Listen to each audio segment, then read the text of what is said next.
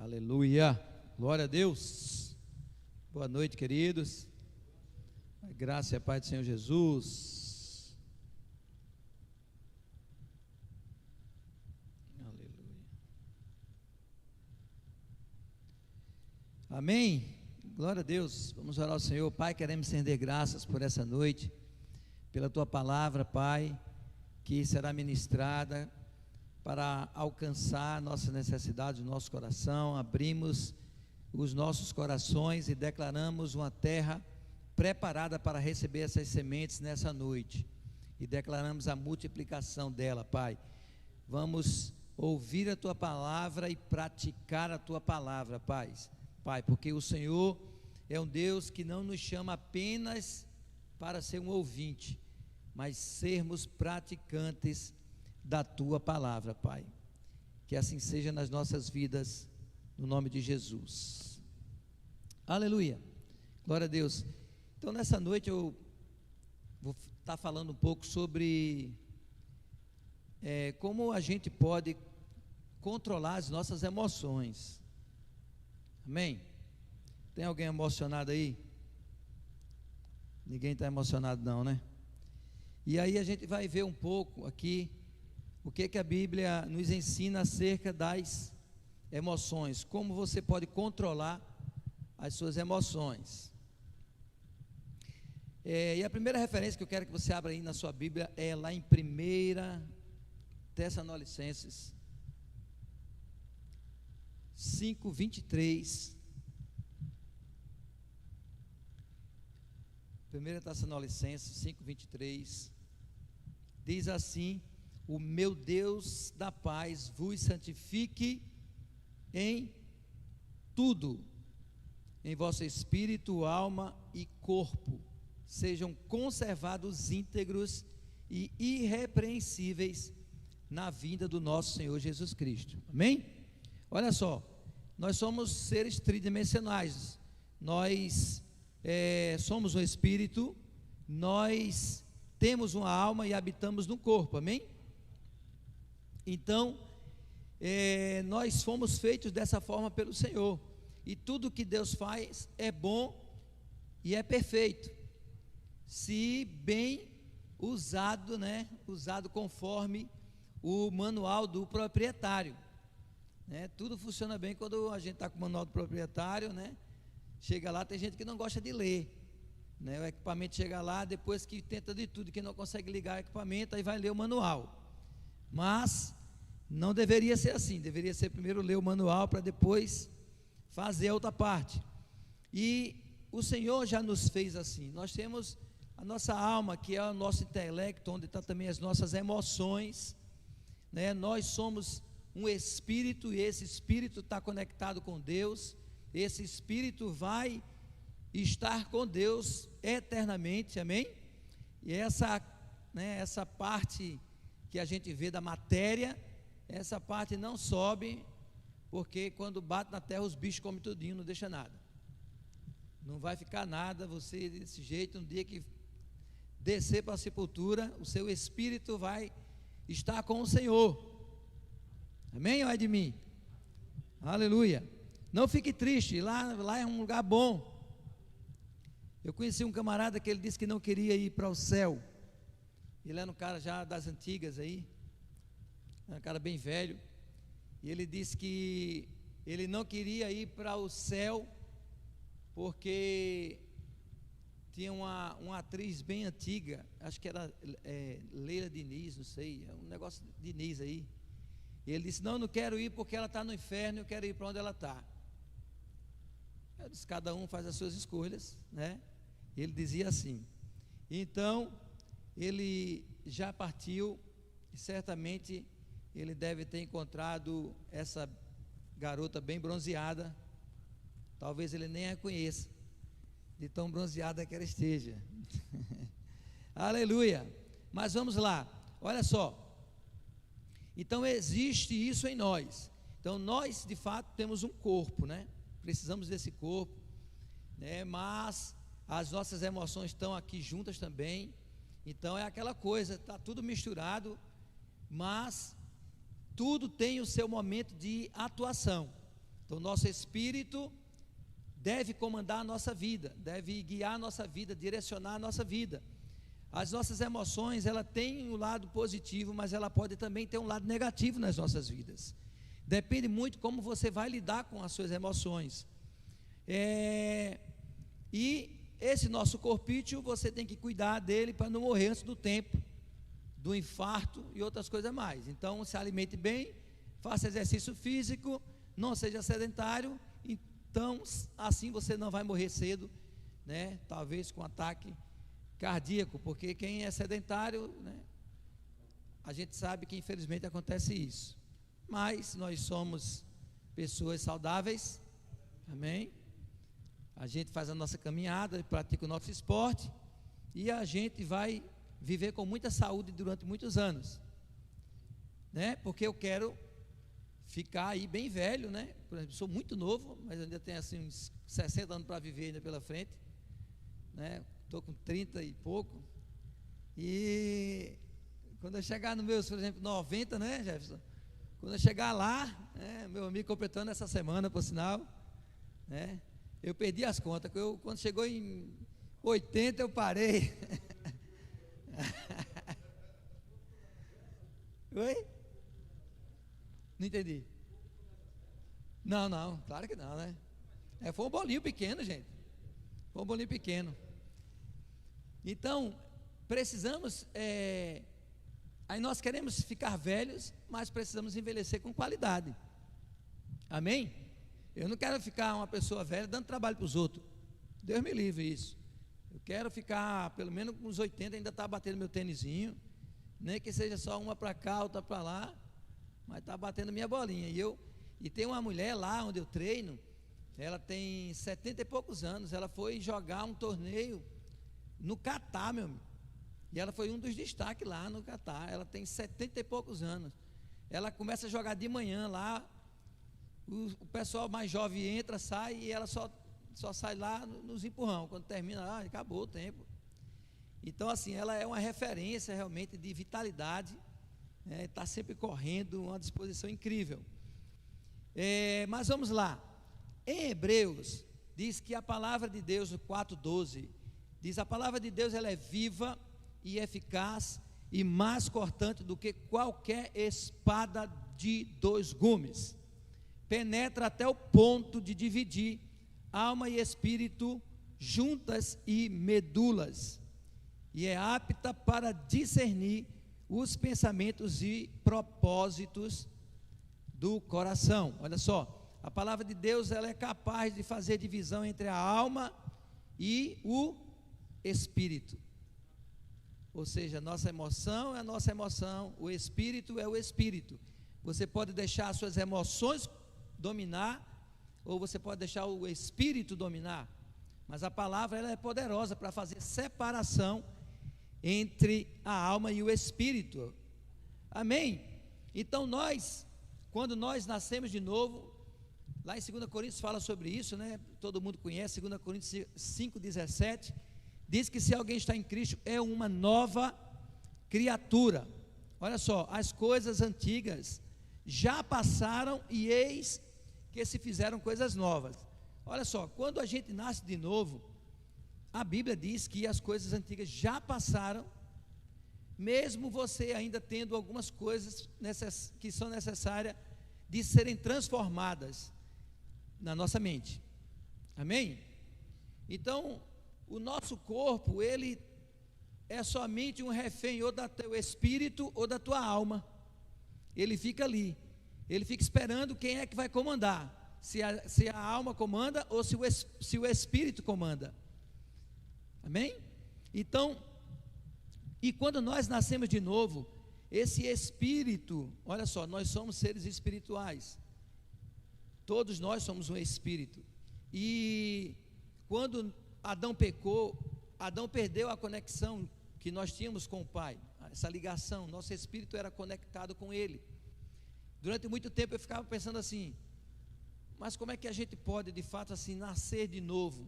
Como é esse nascimento? Porque quando a gente fala em nascer, a gente já vai olhar para uma mulher grávida tendo um bebê. Até Nicodemos pensou dessa forma, Ele disse, como é que pode, a gente já velho vai voltar para o ventre da mãe, depois nascer de novo?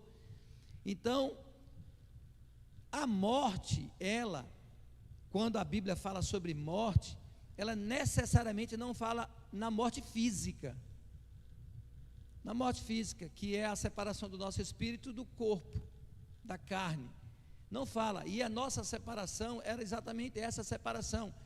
O que é uma separação? Quando nós perdemos um ente querido, o que acontece? Acontece uma separação. Então nós nos separamos dele. Então nós não temos mais a conexão com aquele ente querido. Então o nosso espírito era assim, era sem conexão com o Espírito de Deus. E nós nascemos de novo, foi feita de novo a ligação. E aí nós somos conectados, ou como a Bíblia fala no Evangelho de João, nós somos ligados à videira. Fomos conectados à vida, né? Passamos a receber agora, é como se, para você imaginar, vida viesse através de um tubo, né? E aí nós estávamos separados, sem essa conexão com a vida de Deus. E aí Jesus Cristo, o que foi que Ele fez? Ele nos conectou com o Pai, fomos conectados com Ele, passamos a receber a vida dele dentro de nós. Mas o que acontece? Existem muitas coisas na nossa vida que precisam de uma mudança. E a Bíblia fala sobre obras da carne, fruto do Espírito. Todo mundo já ouviu falar sobre isso. Então existem as obras da carne, que são aquelas obras que nós fazíamos, ou que o Espírito, mesmo quando nós nascemos de novo, ele vai tentar, a nossa alma, aliás, vai tentar nos levar a fazer aquilo novamente. A nossa mente não transformada, ela vai levar de novo você a fazer as coisas que você fazia antigamente. Amém? Por isso nós sempre falamos de Romanos 12, 1 e 2, quando fala sobre a importância de você renovar a sua mente através da palavra de Deus. Ele ainda diz assim: não vos conformeis com este século, olha só, ou com esse mundo. Então, ter uma mente não transformada é você estar conformado com esse mundo. E se você toma a decisão de mudar a sua mente, mudar a sua alma, a sua forma de pensar, você está indo de encontro ao mundo. Se hoje a sua vida não vai de encontro ao mundo, eu tenho uma notícia não muito boa para você: você não está sofrendo transformação. Aleluia. Renovação, transformação, que vem através do conhecimento e renovação da mente. E ele diz: para que experimenteis qual seja a boa, agradável e perfeita vontade de Deus. Esse verso, ele diz que existem aí algumas coisas que podemos experimentar de Deus: a sua boa, a sua agradável e a sua perfeita vontade de Deus. E eu acredito que cada um de nós deseja experimentar não apenas a boa, não apenas a agradável, mas a perfeita vontade de Deus. Amém? E é exatamente esse desejo do Senhor também. Então, voltando lá para o ponto, né, que eu quero ficar mais focado nele, da questão das emoções, existem alguns pontos que são muito, muito importantes com relação às nossas emoções. Primeiro ponto: nós não podemos ser vítimas das nossas emoções. Amém? As nossas emoções podem ser danosas para a nossa vida, e a gente vai ver durante a ministração. Então você precisa ter muito cuidado para que as suas emoções não te levem para um buraco. E isso pode ser em vários sentidos que você talvez nem imagina. Amém? Olha só,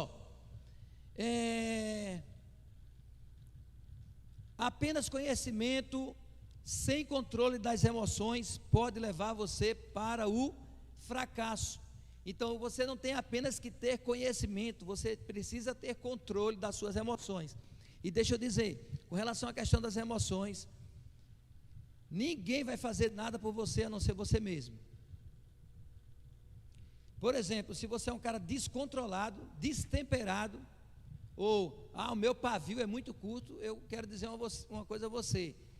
Você não está desfrutando de uma nova criação. Você não está desfrutando daquilo que Jesus veio fazer por mim e por você, quando Ele nos conectou com o Pai. Ele não nos conectou para que você continue dizendo assim, eu sou assim, né? Porque aqui ninguém é Gabriela, né? Nasceu assim, vai morrer assim, vai viver assim. Ninguém é Gabriela. Nós nascemos de novo para viver uma vida diferente. E eu posso dizer a vocês que isso é possível. É possível você controlar suas emoções. Você não pode dizer, você pode dizer, eu perdi o controle, mas o controle está na mão de quem? Na sua. Então por isso é que você diz, quando você perde o controle, você diz, eu perdi o controle. Mas você não pode andar perdendo as coisas. Tem gente que perde chave, tem gente que perde carteira, tem gente que perde celular, tem gente que perde dinheiro, tem gente que perde muita coisa. Mas muitas vezes perder o controle pode te custar algo muito caro. Pode custar um relacionamento, teu casamento, pode custar um relacionamento com um filho, pode custar o teu emprego, pode te custar um bom negócio, pode te custar a salvação, pode te custar herdar algo grande que Deus tem para a tua vida. Amém? Então vamos lá. Eu acho que não tem um exemplo hoje melhor que nós pudéssemos falar, que hoje não é o meu.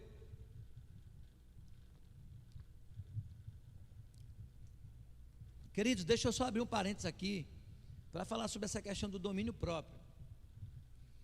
Eu sei que nenhum de vocês faz isso, imagino que nenhum fez, mas eu fazia demais isso. Eu era uma pessoa, quando estava aqui conversando com as pessoas, e quando eu entrava no carro para dirigir, eu sofria uma profunda transformação. Parece que o capeta incorporava, ou vinha na mente influenciando, que meu amigo, reclamar, o esculhambar, dedinho para fora, aquele dedo, sabe, que a gente bota para fora quando está com raiva, né, do cara, faz, pronto, isso tudo eu fazia. Minha mãe tinha medo de andar comigo, porque era em tempo de arrumar briga. Os caras cruzassem na minha frente, eu já botava, já esculhambava, já dizia um monte de coisa, e nem andava armado naquele tempo. Hoje não, hoje eu não ando não também, né? Só o Stan, né? O Stan tem a arma dele aqui do lado, eu tinha também, mas desapareceu. Aleluia. E isso pode ser mudado. Amém? Eu era um cara, quando ia jogar bola, eu era um cara terrível. Eu era tão terrível que ninguém queria me colocar no time. Não porque eu não fosse bom de bola, porque sempre eu fui um craque, né? Não cheguei à seleção porque falta de oportunidade, um empresário bom. Mas assim, tá ruim. Aleluia. Mas assim, eu ia jogar bola, mas ninguém me queria no time, porque eu reclamava demais, eu esculhambava os caras. Os caras erravam um passe, eu dizia, você é um burro. Eu era assim, ninguém queria não jogar no meu time não. Aí ficava os caras bons, querendo tudo ir jogar nas outras equipes, eu me ferrava, aí eu nem queria chamar time. Eu disse, não, chama tu, porque se eu chamar ninguém vem não. Mas a gente vai mudando, né? O tempo foi passando, né? E eu acho que a última treta mesmo que eu tive jogando bola foi logo quando eu me converti, ainda na igreja, jogando com os crentes, que eu tive vontade de quebrar a perna de um cara lá, mas graças a Deus, quando eu dei a voadora, errei a perna do cara, né? Não quebrei a perna do cara, saí do jogo depois, porque eu mesmo quis sair, porque eu estava descontrolado. E depois, né, quando eu errei, graças a Deus, eu disse, meu Deus, eu tô fora de mim mesmo. Então, aí saí do jogo, disse, não quero jogar mais não, porque eu não estou... algumas pessoas até já sabem disso, eu jogava dominó, gostava muito de jogar dominó, mas um dia eu tive uma discussão com a minha esposa, quando a gente estava morando em São Paulo. Tive uma discussão feia com ela, porque eu sou uma pessoa que não gosta de perder. Só eu não, eu conheço outros que são assim também. Aqui tem uns. Mas eu era muito descontrolado. E aí eu disse que nunca mais eu ia jogar dominó na minha vida. Eu acho que eu passei mais de 10 anos sem pegar numa pedra de dominó para jogar. Eu disse, enquanto eu não tiver equilíbrio para jogar dominó, eu não jogo. E passei um tempo, mais de 10 anos sem jogar. Depois voltei a jogar, nunca mais dei piti. Se ganhar ou se perder, né, eu tento me controlar, mas não pense que o cara, aquela raiva na hora que perde, vem, mas você controla, porque você aprende a dominar, né? E a Bíblia fala sobre domínio próprio. A gente pode ter domínio próprio, então a gente pode dominar aquela situação, respirar, sair de perto. Se eu ficar eu vou fazer alguma coisa, então sai de perto. Se está discutindo com alguém, com a esposa, com o filho, com alguém, sai de perto, que aí resolve a coisa. Vai para um lugar, para pensar, amém? Depois vai ver que fez burrada. A maioria das discussões que a gente entra, a gente depois sai, mas que cagada que eu fiz, como é que eu faço um negócio desse? Não tinha necessidade disso. Mas vocês já pararam, já tiveram essa, né, de a gente falar alguma coisa? Eu me lembro que um colega meu falou, ele que disse que aconteceu com ele, o cara quase batia nele, e ele foi discutindo com o cara, e passou, e discutindo com o cara, quando foi mais lá na frente, os dois ficaram lado a lado no freio, no semáforo. Aí ele disse assim, disse para esse meu colega, né, eu disse, meu amigo, me perdoe, eu não tive nenhuma intenção de lhe trancar ou qualquer coisa desse tipo. Ele disse que na hora o cara falou isso, ele disse que veio um arrependimento dentro dele pelo que ele fez, que ele ficou envergonhado da atitude dele. Amém? A Bíblia diz que a palavra mansa desvia o furor. Está lá em Provérbio, não sei aonde, mas está em Provérbio. Amém? Então agir com mansidão é uma solução para você desviar a ira de qualquer pessoa. Calma, se eu errei, me perdoe. Simples assim. E você diminui na hora o tom da conversa. Eu duvido a pessoa querer continuar discutindo com você, se você chegar para a pessoa e dizer assim, olha, me perdoe, eu não tive intenção de fazer isso. Se eu fiz qualquer coisa que te magoou, me perdoe. Eu duvido a pessoa continuar falando. Acaba na hora a conversa. É assim ou não é assim? Então, precisamos controlar as emoções. Olha só, lá em Números, eu quero que você abra a sua Bíblia no livro de Números. Tem uma passagem muito interessante. Aleluia. Tem uma passagem muito interessante lá de Números, no capítulo 20.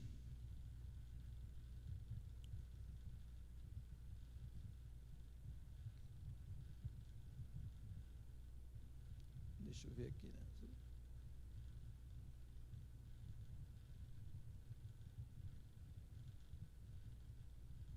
Aleluia.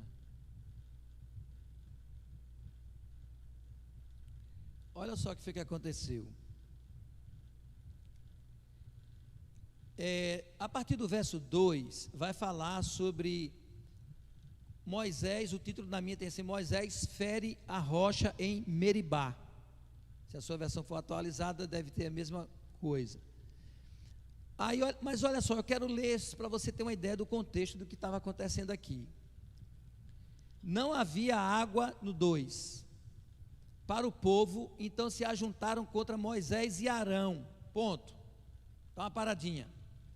Olha só, acabou a água e não tinha água para o povo. Agora volta aí no verso 1. DJ. Olha só o que aconteceu. Chegando os filhos de Israel, toda a congregação ao deserto de Zim, no mês primeiro, o povo ficou em Cádiz, ali morreu Miriam, e ali foi sepultada. Miriam era irmã de Moisés.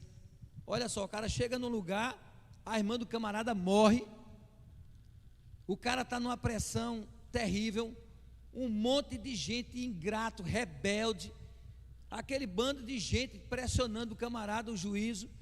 A irmã do camarada morreu, ninguém quer nem saber, sabe, pressão no juízo do cara, e começam a pressionar, dizendo, olha, não tem água não.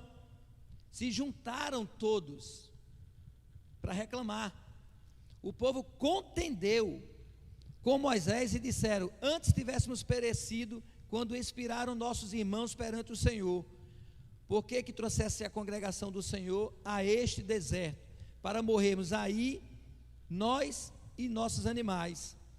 Aí no 6 diz assim: Moisés e Arão se foram de diante do povo para a porta da tenda da congregação e se lançaram sobre o seu rosto, e a glória do Senhor lhes apareceu.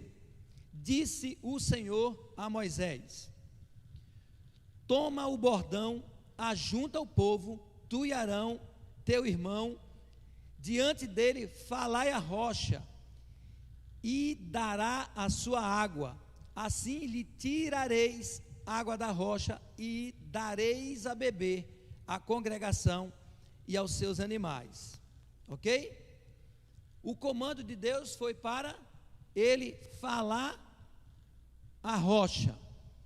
Aí olha só o que acontece. Então no 9, Moisés tomou o bordão diante do Senhor, como lhe tinha ordenado.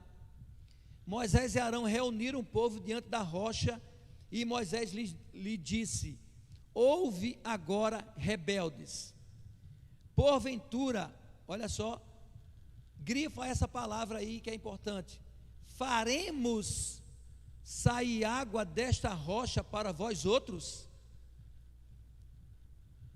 Moisés levantou a mão e feriu a rocha 2 vezes com o seu bordão, e saíram muitas águas, e bebeu a congregação e os seus animais. Agora olhe só, quantos já viram aqui falar que o motivo de Moisés não ter entrado na terra prometida foi que ele feriu a rocha? Todo mundo? Ou ninguém acredita nisso? Né?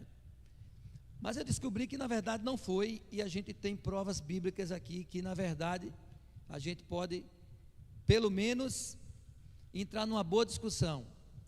Olha só, porventura faremos sair água da rocha. E no 12, vamos para o 12.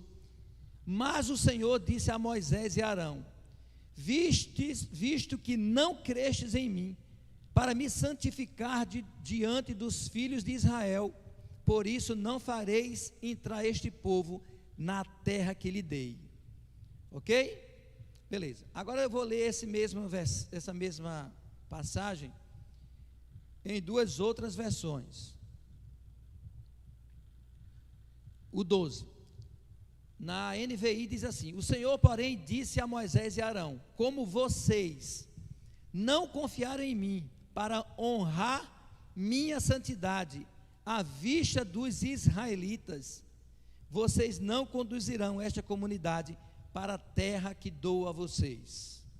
Na King James atualizada diz assim: contudo disse Yahvé a Moisés e Arão: visto que não confiastes suficientemente na minha pessoa, de modo a honrar a minha santidade e a palavra à vista dos filhos de Israel, não fareis entrar essa comunidade na terra que lhe dei.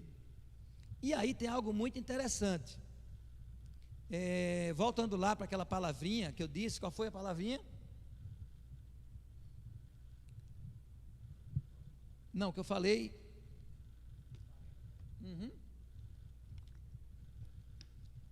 Olha só. E quando a gente vai, vamos deixar o faremos aí agora, e eu quero que você vá lá para o Salmo 106, e eu vou mostrar a você pela Bíblia que a questão não foi uma questão de ação que tirou Moisés da terra prometida, mas sim algo que ele falou. Vamos lá, Salmo 106, no verso 32, diz assim, 106, 32 e 33: depois o indignaram nas águas de Meribá, e por causa dele sucedeu mal a Moisés, pois foram rebeldes ao Espírito de Deus, e Moisés falou irrefletidamente. Na Nova Linguagem de hoje diz: depois, nas fontes de Meribá, o povo fez com que Deus ficasse irado, e quem sofreu por causa disso foi Moisés. Eles fizeram com que Moisés ficasse tão irritado que ele disse coisas que não deveria ter falado. Então olha só, o que levou Moisés a arrumar todo esse imbróglio que ele arrumou foi uma palavra que ele falou. Olha só, quem era que ia fazer sair água da rocha? Deus. Mas o que foi que ele disse para o povo?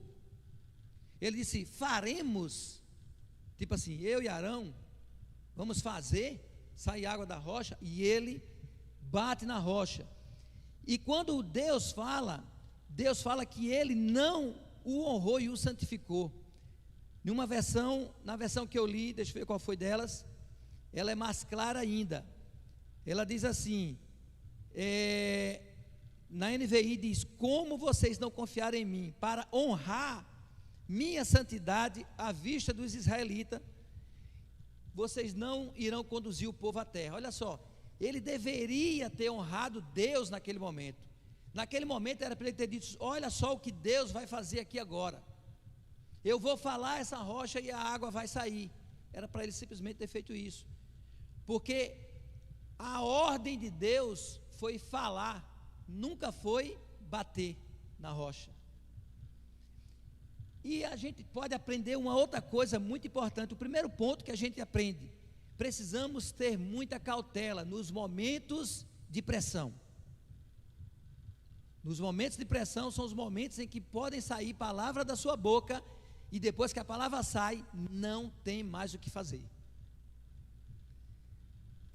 Talvez você já falou alguma coisa, depois você pediu desculpa. Se é mulher, você pede desculpa, não tem nenhuma aqui, a gente pode falar. Você pede desculpa, ela vai te desculpar, mas aí depois ela vai te lembrar lá mais na frente: não, mas está esquecido o que você falou. Não esqueci não, aquele que você falou comigo não. Mas eu já não pedi perdão por isso. Não, pediu, mas é que eu agora me lembrei, né? Então, palavras ditas, não tem mais o que você fazer. Então, lá no Salmos diz que ele falou irrefletidamente, ou seja, ele não refletiu naquilo que ele ia falar. Muitas oportunidades, você pode, ou nós podemos falar até movido pela emoção, mas existem momentos que a gente tem tempo para pensar e refletir naquilo que a gente vai falar, para não fazer uma coisa errada, que você possa se arrepender. Quantas e quantas vezes eu já não pensei algo: eu vou fazer isso, vou fazer aquilo outro, mas eu falo, mas quando eu vejo que aquela minha fala é uma fala que está movida de ira, não tem ali reflexão, não teve ali, né, o amor de Deus envolvido naquela decisão, né, que a gente diz assim: eu vou fazer isso, é tipo assim, eu vou tomar, a decisão é essa. Mas graças a Deus que quando a gente fala isso com o nosso cônjuge, por exemplo, se for a respeito da igreja ou alguma outra coisa que vai fazer, família, ou envolvendo qualquer pessoa, a gente tem alguém que pode dizer assim: não faça isso não. Ainda tem essa outra parte boa, ainda tem o cônjuge que pode ajudar. Só não faça isso não, não vai dar certo. Então é melhor você ficar quieto, deixa isso de lado. Quem já passou por isso, né? Deixa isso quieto, deixa isso aí, não mexe com isso. E aí depois a gente vê, não mexe, e depois tudo se resolve. Mas se você tivesse ali, né, sem parar, sem pensar, e abrisse a sua boca para você falar, pronto, depois que falou, acabou, meu amigo. Aí fica lá aquele problema, aquela raiz de amargura e outras coisas mais. Uma outra coisa que essa passagem nos ensina é algo muito importante, que a gente precisa fazer as coisas do jeito que Deus manda fazer. Não existe nenhum outro meio correto de se fazer algo que Deus mandou, que não seja da forma que Deus mandou. Ainda que dê certo, se não foi o que Deus mandou, Deus não aprova. Saiu água, Saiu, todo mundo bebeu, todo mundo se fartou, mas não foi como Deus mandou. E ele pagou um alto preço por ter feito aquilo que Deus queria fazer, embora ele fez da maneira dele. Amém? É muito sério. A gente pode fazer isso na nossa vida, fazer algo até achando que está fazendo certo, está dando resultado, mas sem ser da forma que Deus mandou fazer. Então não é só fazer, é fazer da forma que Deus mandou fazer. Amém? Porque o resultado, para ser bom e perfeito e da vontade de Deus, tem que ser com o script que Deus manda. Não precisa você inventar o seu, eu não preciso inventar o meu, eu só preciso realizar. E ficou fácil. Olha só, eles estavam em dificuldade, não sabiam o que fazer. Então, quando não se sabe o que fazer, o que a gente vai fazer? Vai orar, buscar a Deus. Não é assim? Foi o que eles fizeram. Eles foram para frente da congregação lá e se dobraram diante do Senhor, oraram, e Deus apareceu e disse a ele o que eles tinham que fazer. Tem mais nada o que fazer? O próprio Deus dizendo assim: faça desse jeito. Aí Moisés escutou, mas obstinado fez do jeito dele. E ele andou tanto com o povo obstinado, que sem imaginar ele já estava ficando obstinado também. Aleluia, glória a Deus. Então vamos lá. Deus é maravilhoso, quantos creem?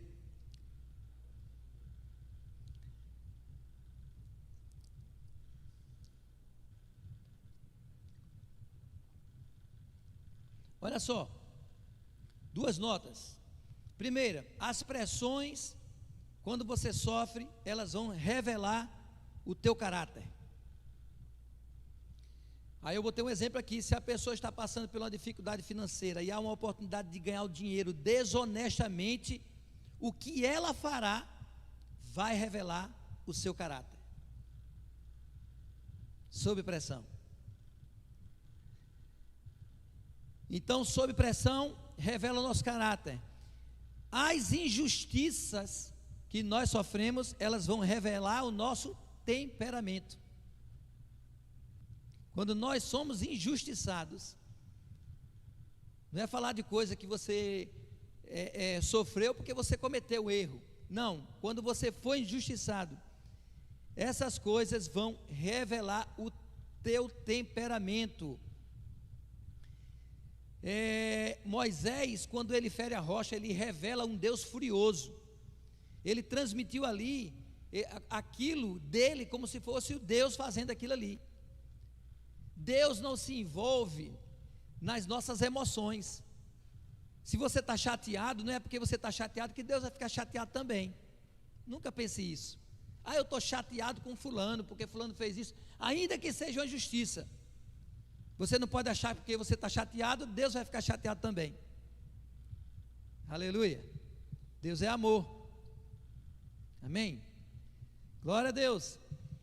Então as injustiças vão revelar o teu temperamento. Então preste atenção nisso e fica focado. Quando acontecer alguma coisa, né, traz isso à memória. Então, para que existem nossas emoções? Algumas emoções fazem, algumas pessoas, na verdade, fazem questão de mostrar as suas emoções. Alguns mostram através de redes sociais, né, o que está sentindo, né. Inclusive, eu até ouvi uma coisa hoje. A gente sempre está vendo na internet, quando a gente conhece pessoa, conhece alguma coisa, a gente vê lá, através de mensagens indiretas ou diretas. Outras, quando estão com problema, fazem questão de que todos vejam que ela está com problema. Tem pessoas que podemos facilmente dizer se elas estão bem ou se elas estão mal. Tem gente que a gente olha assim, está com problema fulano. E quando a gente conhece mais intimamente, a gente já sabe se é dinheiro, se o problema é em casa, com a mulher, se o problema é com o filho, né? A cara ainda revela até essas coisas também, quando a gente tem intimidade. Então, as nossas emoções, elas não foram feitas para serem exibidas.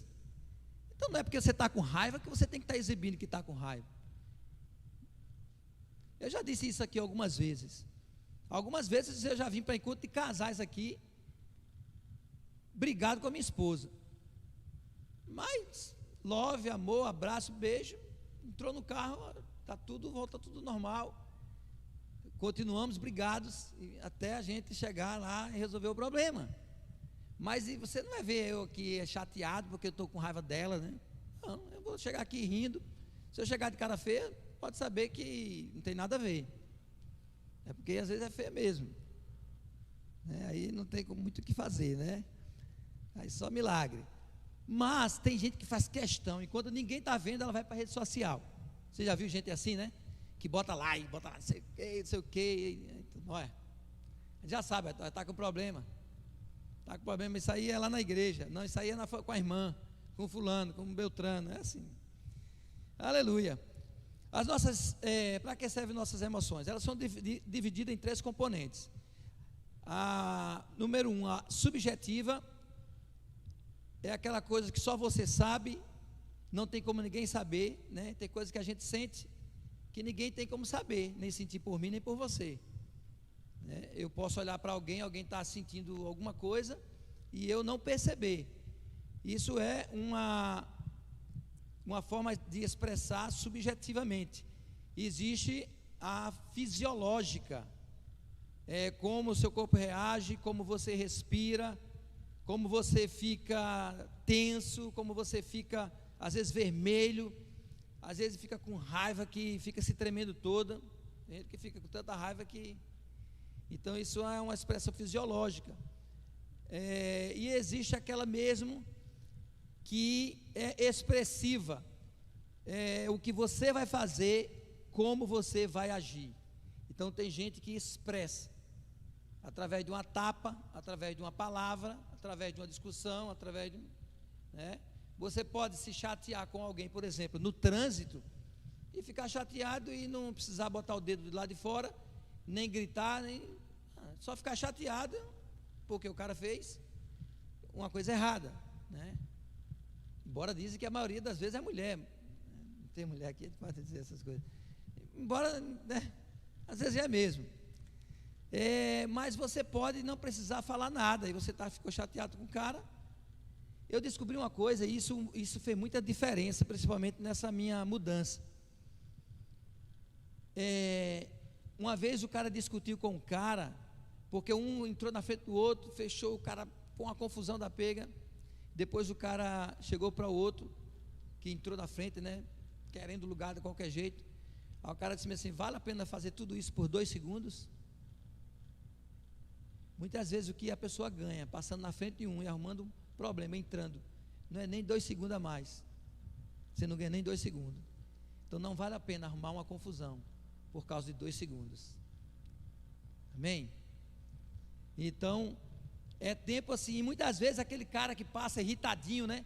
Passa lá correndo, daqui a pouco ele está parado lá no semáforo. Você vem bem devagarinho, que nem a tartaruga, encosta do lado dele assim, ele naquela pressa todinha, dá vontade de dizer assim: passa aí, o sinal fechado, passa por cima dos carros, né? Mas a gente não diz por quê? Porque a gente tem domínio próprio. A gente sente, mas a gente fica subjetivo. Estou sentindo, mas estou na minha aqui. Amém? Aleluia. Uma coisa que a emoção, ela é muito importante na nossa vida, é com relação à tomada de decisões. Jesus era uma pessoa movida de compaixão, e as nossas decisões, elas são tomadas de uma forma geral, emocionalmente. Na maioria tem gente que só toma emocionalmente, não tem outra forma de tomar decisão, só toma pela emoção. Mas a parte do cérebro que atua nessa parte, é a parte também responsável pelas nossas emoções. Mesmo quando você está tomando uma decisão baseado dentro de um conhecimento, ou que você parou, pensou e tudo, mesmo assim as nossas emoções são responsáveis por essa tomada de decisão. Nossas emoções nos ajudam a identificar quando alguém está triste, para que possamos também ajudar as pessoas. Ou seja, Jesus era movido de compaixão, então Jesus vivia de uma forma que ele também sentia aquilo que as pessoas estão sentindo. Por isso que muitas vezes quando a gente vê um vídeo de alguém que está passando por uma dificuldade, a gente às vezes se emociona. A gente passa a viver aquela emoção que a pessoa está vivendo. A pessoa está chorando e você acaba chorando também, porque você está sendo movido de compaixão. Nossas emoções, elas são muito úteis nessa parte. Sentir emoção para poder ajudar pessoas, saber o que aquela pessoa está passando, o que ela está sofrendo, o que eu tenho que eu posso melhorar na vida dela. Isso é emoção. Na nossa emoção a gente faz isso. Muitas vezes a gente fez uma ação agora há pouco, que foi assim, nós podemos dizer que, eu não quero aqui tirar a decisão, a direção de Deus, porque tudo foi feito dentro da direção de Deus, mas as decisões foram assim, a gente não parou para ir para a caneta calcular, não fez nada, então foram decisões tomadas por emoção, porque ao ver a situação das pessoas sofrendo, a gente começou a se mover de compaixão, e a gente rapidamente tomou uma decisão, vamos fazer alguma coisa, vamos levar comida, vamos levar roupa para esse povo. E a gente rapidamente começou a agir, conectar com um, conectar com o outro, juntamos um monte de coisa, e quando foi à noite estávamos lá ajudando pessoas. E depois descobrimos que a mulher estava orando, porque ninguém chegava lá com comida nem com nada. Todo mundo ia para Fernão Velho, esqueceram de Rio Novo, onde teve também as casas, onde o pessoal perdeu quase tudo. Amém? Então, essa emoção é uma emoção boa, que nos ajuda a fazer algo positivo, nos leva a tomar uma decisão de ajudar aquela pessoa. Jesus, ele se movia de compaixão pelas pessoas. Amém? Agora, você não pode ser uma pessoa que seja uma pessoa viciado em emoção, porque você pode realmente pender para um lado que não é o lado bom. Olha só, eu coloquei aqui, tem gente que é viciada em raiva, por exemplo. Você conhece gente que parece só vive irritado, só vive com raiva de tudo? Vocês conhecem alguém assim? Além dos Smurf, o zangado, né? É o Ranzinza. Vocês conhecem esse? O Jefferson eu sei que conhece. Já viram esse personagem aqui em algum lugar? Olha a cara de alegria do rapaz. Eu odeio isso. Ele odiava tanta coisa que um dia ele disse que odiava ficar feliz. Então ele realmente era uma pessoa ranzinza. Então tem gente que é viciado nessas coisas e gosta de mostrar para todo mundo. E você não precisa fazer isso. Olha só, tem umas estatísticas aqui bem interessantes. As estatísticas dizem que a mulher explode de raiva cerca de três vezes por semana. As mulheres. E os homens, 6 vezes por semana. Detalhe, as mulheres demoram para passar o efeito. Normalmente as mulheres explodem com pessoas. O efeito de mulher, eu não sei a de vocês, mas eu conheço umas que têm uma certa dificuldade, quando é para liberar o perdão, se livrar da confusão, demora um pouquinho. Eu, pelo menos, quando entro, tento sair o mais rápido possível. E os homens, as mulheres, elas explodem, demoram a passar o efeito. Normalmente as mulheres explodem com pessoas e os homens com coisas. Os homens não são tanto com pessoas, mas com as coisas. Uma coisa que não dá certo, alguma coisa que aconteceu de errado, não tem tanto a ver com a pessoa, mas talvez com alguma coisa que está acontecendo na vida do homem. As mulheres expressam essas emoções normalmente verbalmente, e os homens expressam fisicamente. Misericórdia. Os solteiros explodem 2 vezes mais do que os casados. Por isso é bom casar logo. Tem alguém solteiro aqui? Já tem ali. 2 vezes mais. Então os homens são quantas? 6. Os solteiros, 12. Então é melhor casar para diminuir para 50% esse negócio. E depois, convertido, vai reduzir para praticamente 0. Aleluia. Eu fico imaginando que a gente tem um monte de empresário aqui, Eu sei que funcionário não faz raiva. Não faz raiva. É difícil demais. Eu sei porque eu já fui funcionário, eu nunca dei trabalho a chefe. Né? E aí imagina, o cara é crente. E você sabia que lá na sua empresa, quando você está lá, você ainda continua sendo crente?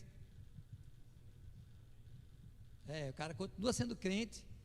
E quando o cara tem família, que trabalha com a pessoa, aí fica, além de saber que o cara é crente, ainda é mais família, né? Fica o cerco fica bem fechado.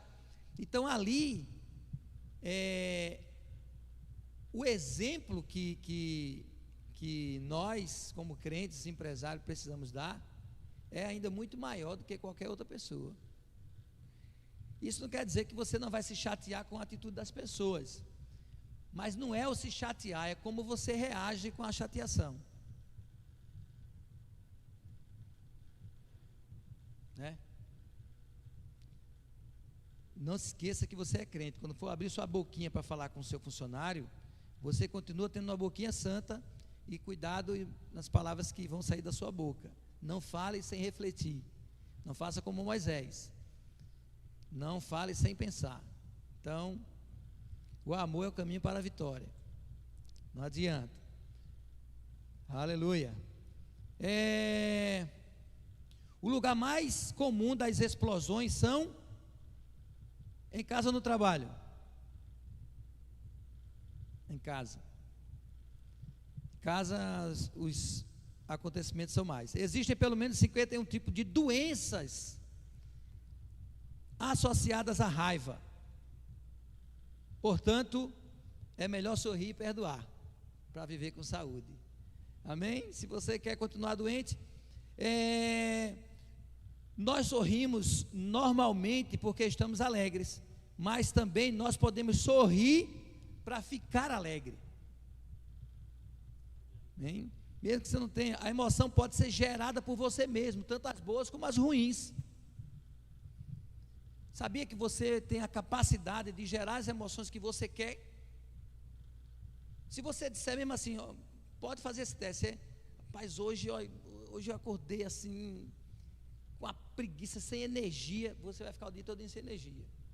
Mas se você acordar sem energia mesmo, você está percebendo que você está muito cansado, mas você começar a dizer assim, rapaz, hoje eu estou com gás topado, e hoje eu vou botar pocando, vou hoje fazer o que eu não fiz esse dia todinho, você vai fazer também, porque a nossa emoção, é comprovado que a nossa emoção, ela é sugestiva, ela aceita aquilo que você fala.